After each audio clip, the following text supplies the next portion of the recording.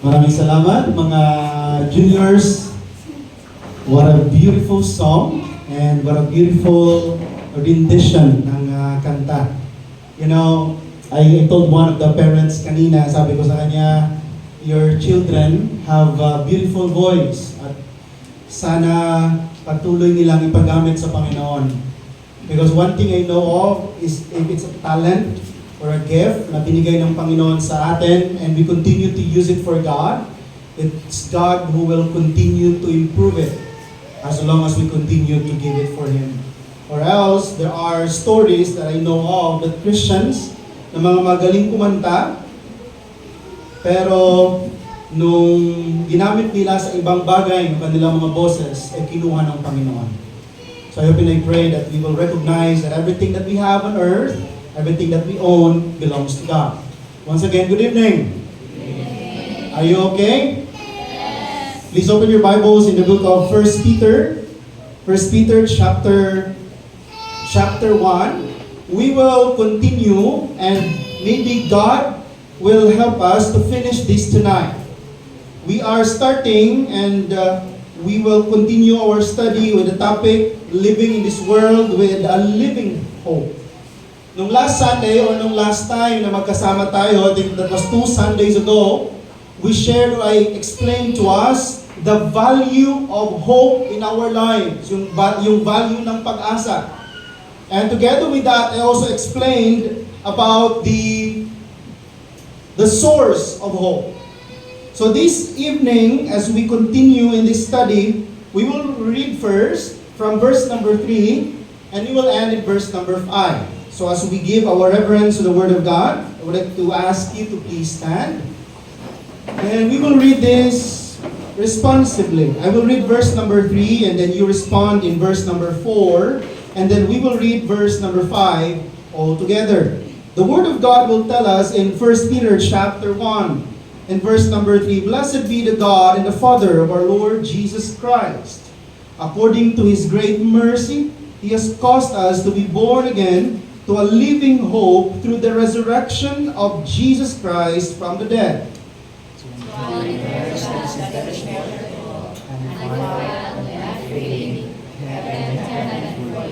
All together begin.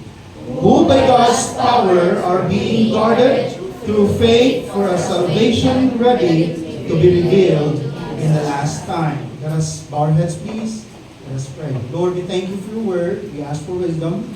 We ask for your guidance, your leading every one of us. Open our minds, open our hearts, that may your word will be true. And I pray, O Lord, that may your word will continue to reprove, to rebuke, to teach us, and even, O Lord, to help us grow in our walk and our journey with you. All these things we commit and we pray in Christ's most precious name. Amen. And amen. You may now be seated. In this series of study that we have in the book of 1 Peter chapter 1, I shared to you that this will be our anchor statement. That from this verse 3 to 5, and then as we proceed on the following Sundays, on verses 6 going to verse 9, we will anchor this study upon this powerful statement that the living hope that we have in Christ gives believers confidence in the present and certainty about the future. It is important for you and for me that as we are living in the present time, we also have what we call this confidence. Because alam naman po natin that our life in the present is not an easy life.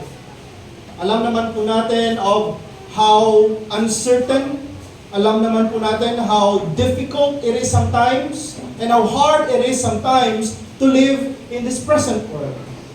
But ito yung promise ng salita ng Panginoon sa atin, that even our hardships, that even in our trials, if we have this hope that is found in the Lord Jesus Christ, we can have confidence in the present. And look forward, we'll be digging deeper on that on the following Sundays to come. But since 2 Sundays ago, we talked about our certainty about the future. Na kung meron pang isang bagay na gusto ipaabot ni Peter to all the believers who are discouraged, To all the believers who are running away from the persecution. To all the believers na sinabi ng salita ng Panginoon, they lost their jobs, they lost their homes, friends betrayed them, families betrayed them, and yet, according to Peter, they have certainty about their future. Not because of who they are, not because of what they have done, but because of the Lord Jesus Christ and the living hope that is found in Him. So, nung last time, we highlight this, that because Jesus Christ lives, believers can face the future with confidence. And our hope is not dead. Our Lord, our Savior, did not remain in the grave. Na sinabi ng salita ng Panginoon, nabuhay si Jesus. And it is proven historically. It is proven in the Scriptures. And I hope and I pray na lahat po tayo someday, we can be able to see the wonderful face of our Savior. And we also shared about this one, that Peter has already told us where our hope comes from. That our hope comes from God's abundant mercy through the resurrection of the Lord Jesus Christ. Yung unang pinag-aralan natin nung 2 Sundays ago is the source of our living hope, yung pinanggalingan, the foundation of our hope. And our foundation comes from God's mercy. It is received through the new birth or salvation by faith in the Lord Jesus Christ, and that our hope is secured because Christ has risen from the dead.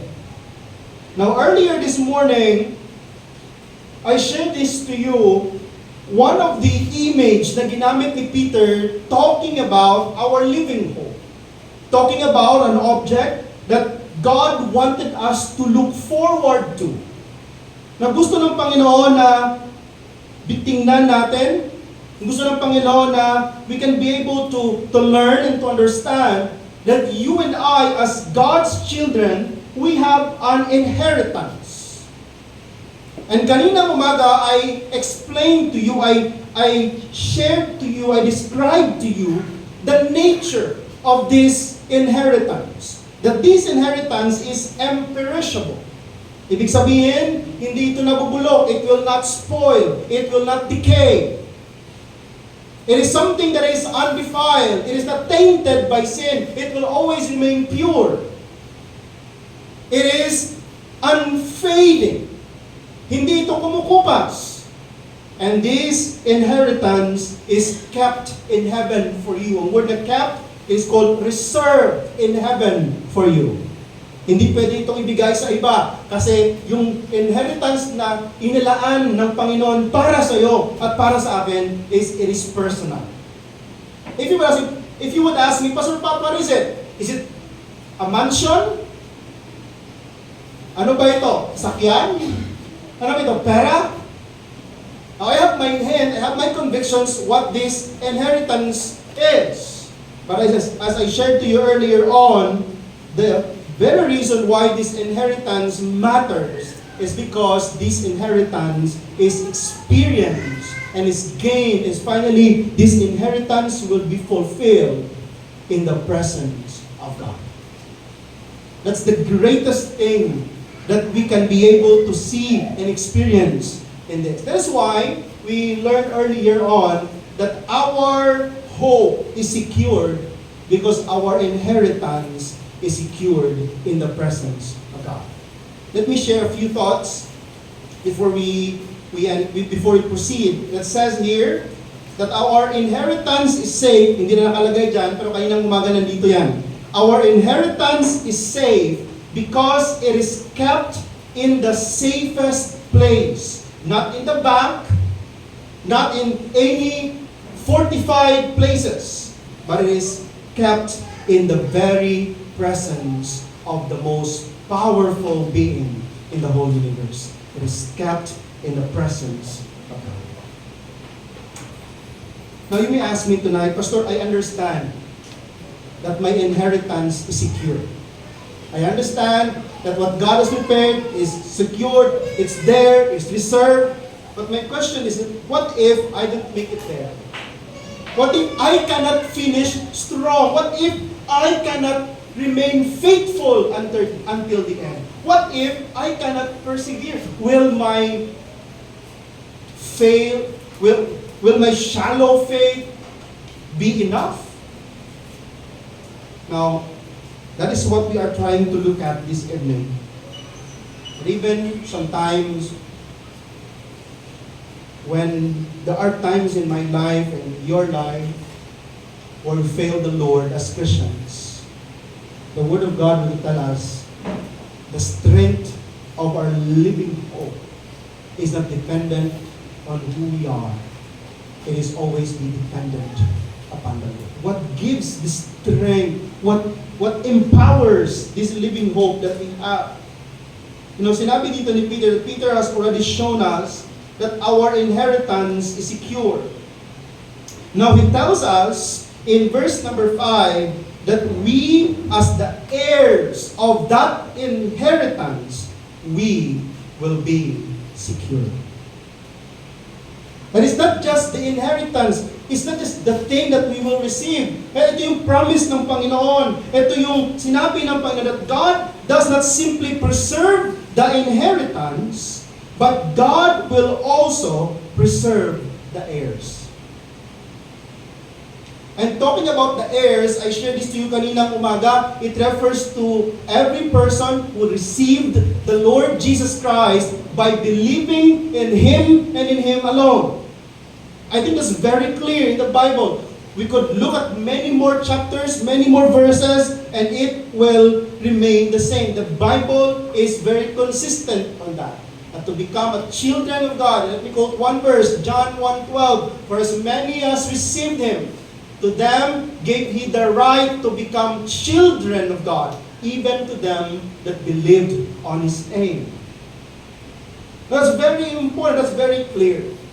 But tonight, we would like to look at this verse number 5, and we will look at some few phrases to understand the reason why we can say that we are secured in God as heirs, that there is the strength of our living hope that is found in God. Number 1, na ma-learn natin dito, it is stated in verse number 5 that says, we are kept by God's power. We are kept by God's power.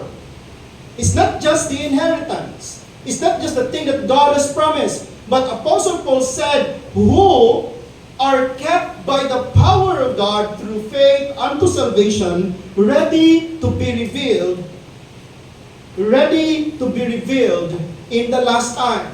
Now it is interesting because at the first reading na ginawa ko, I thought that this phrase was referring to the inheritance. But it's not. It referring to the verse number 4, it refers to the word you, which continued by the word who, by God's power, are being guarded through faith unto salvation that is ready to be revealed in the last time. So here comes Peter telling me and telling you that it's not just about the promise of God. Hindi lang yung mga yung inheritance, hindi lang yung promise ng Panginoon na ano man yun, the things that the crowns, the rewards, and the list would goes on. But sinabi na salita na that you and I, as Christians, as God's children, we are kept by God's power. We are guarded by God's power. The word kept here means or was a military term. And it is not just a simple military term. It describes a soldier or describes soldiers guarding a city. It describes soldiers guarding the city. Imagine a big fortress, merong isang malaking fortress, and it is protected by the strongest army in the world. Now, I think that would not even suffice what this verse was trying to tell us, because God is more powerful than any army that this world could really gather. But ito sinasabi ng salita ng Panginoon that the believers, the children of God, the recipient of the inheritance, the recipient of the living hope, the promises of God, they are kept, you and I are kept by the power of God. You and I are guarded by the power of God. No enemy could break through. That's the meaning of the word kept here. Peter says that is how God watches over His children. It is like a picture of military people surrounding us, protecting us, that no enemy could enter, no enemy could break through. Not casually, not occasionally, but continually. Every moment, every day, every trial, every temptation, every season, God is guarding His people. And it is very important that we can not only hear this, but we can also read this, and we can also believe this in our lives. That there will never be a moment sa buhay ko at sa buhay mo na iwanan tayo ng Panginoon. There will never be a moment in our life that God say, sawan ako sa iyo. Palagi ka na lang nadapa dyan, palagi ka na lang naligaw. But God was telling us, I will never leave thee nor forsake thee. And many times, our enemy would whisper to our ears, don't believe that. Many times, our enemy would whisper to us, hindi ka paligtas. Ito na sinabi ng salita ng Panginoon, if you are really a genuine Christian, God will keep you guarded. Do you remember the story of Job? Now, yung naalala lang natin sa story Job is this. When Satan attacked Job, when Satan was able to touch the body of Job and everything in Job's family, yun yung naalala natin. But there is a certain account, part of the story na hindi minsan natin naalala, is that before Satan was able to touch the life of Job, Satan had to ask for God's permission. Ano sinabi ni Satan? Because you put hedge on him. Because you surround him. There are many more verses in the Bible na makita natin yan at mabasa natin. You can search for it, you can look it out. But there's one verse in the Bible that will give us security about God's hand that protects us, that guards us, that we will never, we will never be taken away from the grip of God until the time that we will experience, we will see His promises. John chapter 10, verse 29, 28 to 29. Can you read that one, please? Ready? Begin. No man is able to pluck them out of my Father's hand. Now here the context, the Lord Jesus Christ was talking about the sheep that belongs to Him. And He said, the sheep that belongs to me, or my sheep, they will hear my voice, and they will follow me, and no one can pluck them out from the hand of my Father. Even the thieves. The thief there, on the context of the story in John chapter 10, the thief there would refer to Satan. The thief cometh not but for to kill, to steal, and to destroy. But Jesus said, but I have come that you might have life, that you might have it more abundantly. Philippians chapter 1, verse 6. Ready? Begin. He which hath begun a good work in you will what? Will perform it until the day of Jesus Christ. Ganda pakinggan, no? Yung Panginoon who started the good work in my life and in your life, the God who called you to salvation and the God who called you to this church and to serve Him will be the same God who will fulfill His purposes, His promises, and everything that He has started in our life. Meron akong pastor na nakilala, he said, you are invincible Hindi invisible ha. You are invincible. And you are immortal until you have done what God has called you to do. I don't know if you have proven that in your life, but in the story of John, I don't know if you know history about the mga apostles. In the book of Acts, there was an apostle. Pag-start na ng book of Acts, siya yung pinakaunang pinutulan ng liig. Pinatay in the book of Acts. But John, he was the oldest one in the apostle who died. Ang daming ginawa kay John.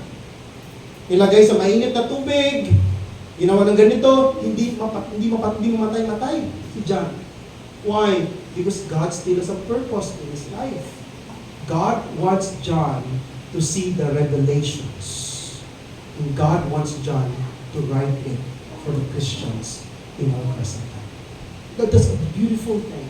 And unless God is done in our life, no amount of attack from the enemy could really destroy us. Yes, we will experience pain. Alam ko lahat sa atin dito. If you're a Christian, you will experience persecutions. If you're a Christian, you wanted to serve God faithfully, many people and sometimes your friends would turn their backs away from you. But here's a beautiful thing. Our security. Ready? Begin. Our security rests not on the strength of our grip on Christ, but on His grip on us. Charles Spurgeon, he said, the sheep, ready? Begin. The sheep is not it's safe not because it clings tightly to the shepherd, but because the shepherd holds tightly to the sheep. That's a beautiful picture. And no wonder kung merong isang picture na ginamit yung salita ng Panginoon in referring to how God takes care of us and how God safe keeps us. It is the picture of a shepherd. The shepherd, it is said that a good shepherd is even willing to die for his sheep. Not only the strength of our living hope that because we are kept by God's power. The second thing na ma-learn natin dito is that we continue through faith. We continue through faith. And the Word of God says in verse number 5, we are kept by God by the power of God through faith unto salvation ready to be revealed in the last time. You know, faith is not the cause of God's power.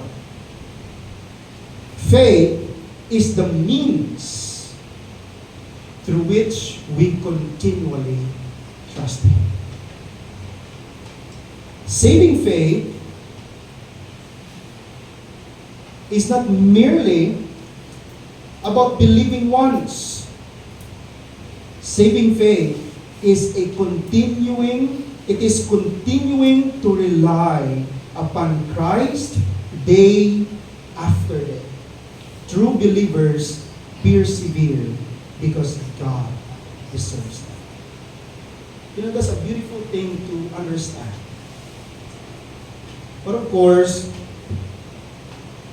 there are times that tayo mga tao, we would really choose what we want.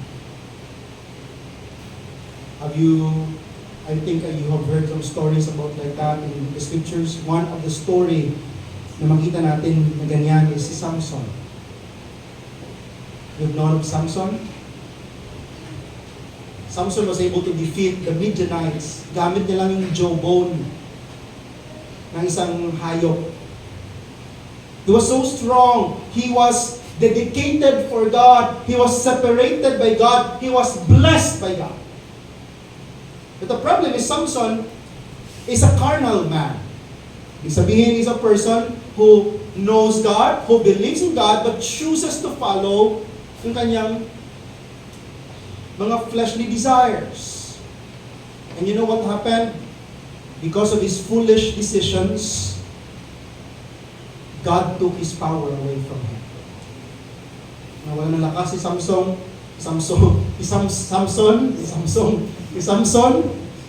nabulag, pinagtawanan. But dito natin makikita that God can still extend His grace in the life of His children. Why? In the last moments of Samson, when he felt that his strength is returning, you know what he said? Lord, give me this chance one more time. And God extended the mercy. I've read the stories of David. I've read the stories in the Bible. I really love the stories in the Bible because often, many times, it would reflect the reality in our lives. Wala man tayong gera, wala man tayong away, but it reflects how we live our life. So as someone wisely said, that the faith, ready? Begin. And the faith that God gives is the faith that God sustains. There are times, personal experience, there are times that I really wanted to leave the ministry. I want to give up being a pastor. There are times when my family, when I go through that valley in my life, in my family, in the ministry, I want to live it. I want, Lord, and it was God's grace. He led me to people. He led me to His Word. He led me to circumstances. When at times that I have, that gusto ko nang bumitaw Like, hindi mo na alam what's the next move. You don't know what will happen the next day. And you are bothered with a lot of things. It is God who gives that faith. It is God who will sustain that faith. Yung palagi kong sinasabi sa mga young people, I told them, if you find yourself running away from God, if you find yourself straying away from God's purpose in your life, do not even think that God will lose His grip on you. Always tell them, go back to God. Trust Him. Ask forgiveness for Him. If you can be like a prodigal son, be like a prodigal son who begged his father, do not consider me as a son anymore. Consider mo lang ako na isang alipin. And his father told him, no, you are my son. You are my son. Come here. Damitan kita, ito sing-sing, itong sapatos. Oh, let's party because my son has come back. Even when our faith feels weak, the object of our faith never changes. And that's the most beautiful thing. The object of our faith never changes.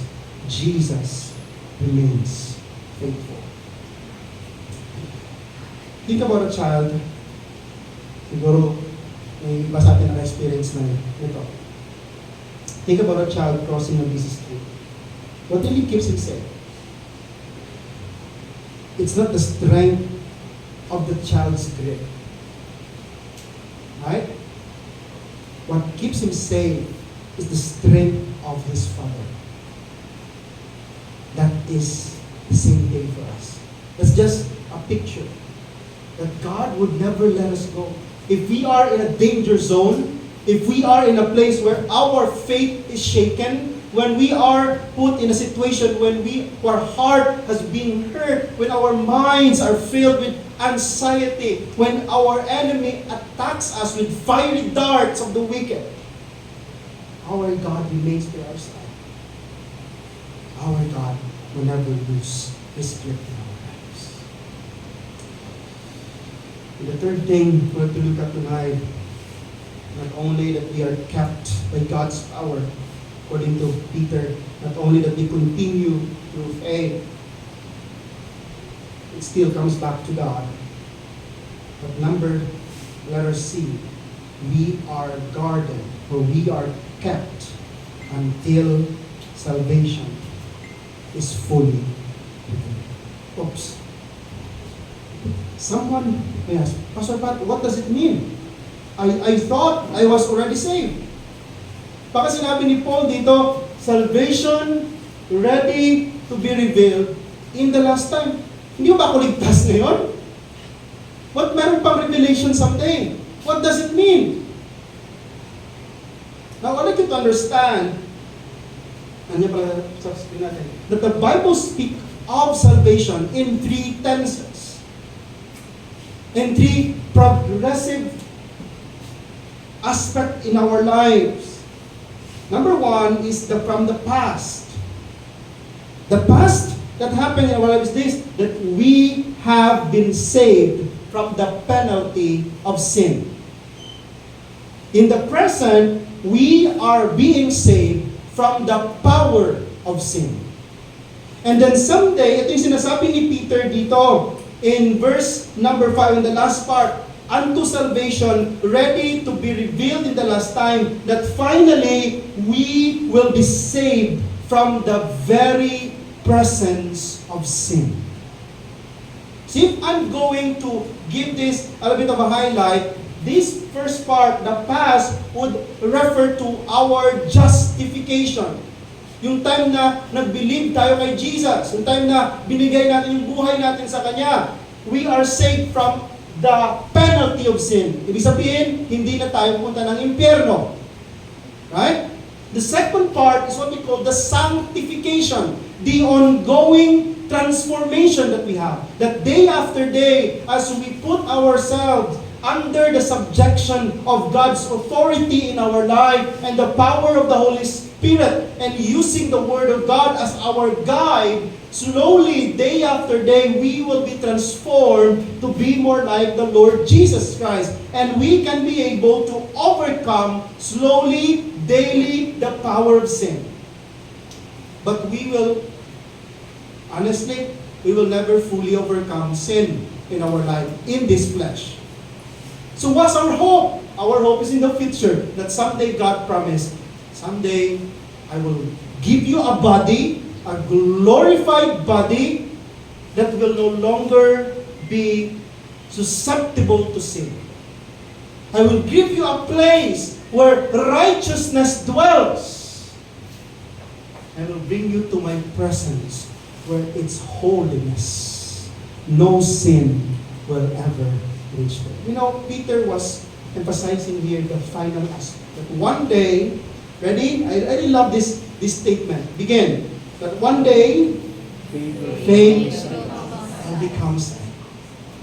That hope will become reality. That prayers will become praises. That the battles that we have will become victory. That we will see Christ's face. That's our hope.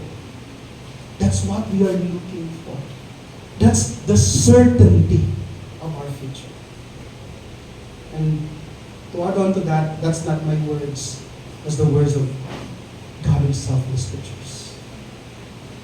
Christian, ready? Begin. Christians, the finish line has already been prepared by Christ. And the one waiting there is a Savior who ran before us, who conquered death, and now welcomes His people. Ganda, no? And even until now, maybe you are here tonight, you're thinking, Pastor Pat, I failed God many times in my life. Pastor Pat, I am not deserving of what this one here sinabi na salita ng Pablo. Actually, it's always a beautiful thing that your confidence is not ultimately in your ability to hold on to God. Your confidence is in God's promise that God will hold on to you. That doesn't make us careless. It makes us grateful. It moves us to worship, and it strengthens us to persevere. I don't know What's your thought about this one, man? But here's my encouragement to you before we go. Let's have some take-home thoughts I would like to give to you this evening. Number one, that God not only prepares our inheritance, but God prepares us for our inheritance as well. You know the reason why there are times that God would let you go through pains in life para mawala yung part na yan sa buhay mo? It's God's way of telling you, I do not want that in your life. That's not my plan for you. I want you to follow my plan. I want you to follow what I want for your life. I want to prepare you for the inheritance of God who reserved the heaven for us, also preserves us for heaven. You can take that one down. 2 more. 3 more. Our future is secure because our Savior is sovereign. Then it says there that the security, can you read? Ready, begin. That the security of the believer rests not in the strength of his faith, but in the strength of the God in whom he trusts. And then the last, not the least, grace, ready, begin. Grace brought us into God's family. And it is God's power that keeps us there until we see Christ. I don't know, what are you looking forward in the future? Maybe you're still looking forward for a perfect Pilipinas. I don't, to be honest with you. I'm not looking forward for a perfect world government right now. It will never happen. But then I'm looking for someday in the future where the Lord Jesus Christ will come again, where our faith will become sight, and my hope in Him becomes a reality. When the new heavens and the new earth will come down, and righteousness dwells. And everything that is on earth right now, sinabi ng 2 Peter chapter 3, everything will be melted by fire. And everything will be replaced with the beauty of God's holiness, the beauty of the new heavens and new earth. And you and I, as God's children and Christians, that is our living hope in the future. And that is the certainty of our living. So I hope and I pray that no matter what happens, Christians, we will never lose sight, we will never lose hope of the God who is faithful to us. Can I ask you to please bow your heads, please, tonight? I don't know what's been going on in your life. Maybe tonight, pumunta ka dito sa church, your heart is heavy, and the enemy is telling you, you don't deserve to be called a child of God. You're not deserving of this salvation, this inheritance. But here comes God telling me, telling us tonight, that God is faithful, that God is good, that God's mercy will always be there. No matter how many times our enemy would throw that deception, that lies to you, that you are not worthy, that you are not valuable, that you are useless. And God tells us, no, we are not. We are God's children. We have inheritance. And God will keep us until the day we see His promises for us. I would like you to lay down your hearts to Him tonight. Lord, I'm sorry for my doubts. Lord, I'm sorry if I desire to do things on my own. Lord, my life is yours. My life is yours. My family is yours, Lord. My future is yours. Church, our life will only truly matter if we live it putting our faith in the hands of our faithful God, in the hands of the perfect plans of the Lord Jesus Christ, which hangs our living hope. Let me pray for you. Lord, thank you. Thank you for who you are. Thank you for your promises. Thank you for what you have done.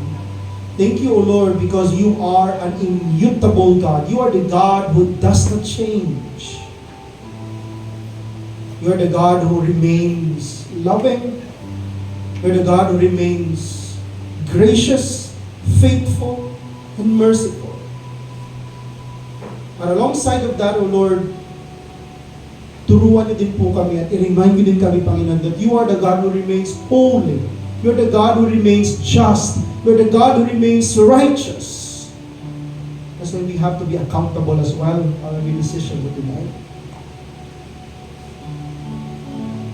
So help us, Lord, not only to be a Christian because we just want to go to heaven. Lord, help us to be a Christian who desires to live our life daily, even while we are still on earth, as if we are already there in heaven. To live our life desiring for righteousness, to live our life desiring to be fair, desiring to be holy, desiring to be loving, to keep forgiving, no matter how many times it takes. Thank you, Lord. Thank you because you are the one who kept us. You are the one who guards us. You are the one who preserves us. This is our prayer. In Christ's most precious name. Amen. Good evening, and may God continually find us serving Him faithfully until Christ comes again. At this time, I'd like to ask Tito Ranjo to come here to gather our missionary offering, and together with that, Tito Ranjo will also pray for our missionary offering. Panginoon, salamat po muli ngayong gabi na binigay mo sa amin sa presentation, na may mabuhay, ay umaga, hanggang ngayong gabi, Panginoon. Salamat.